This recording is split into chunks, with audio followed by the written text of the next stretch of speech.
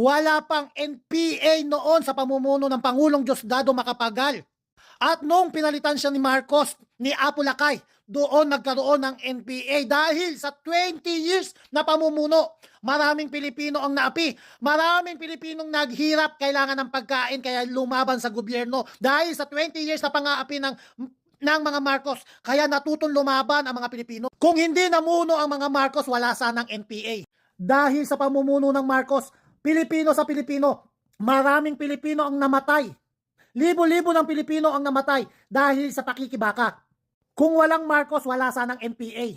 Dahil sobrang daming NPA ngayon, si Cory, si Ramos, si Joseph Estrada at mga sumunod pang mga presidente nahirapan na dahil buong bansa may NPA at marami pa silang nare-recruit hanggang sa Kongreso, sangkatutak na NPA ang nandyan. Kung titingnan nyo dyan sa UP, marami ng mga magulang na umiyak dahil ang kanilang mga anak ay sumapi sa NPA. Dahil kung hindi dahil sa Marcos, walang NPA at walang mga Pilipinong naglalaban-laban, nagpapatayan.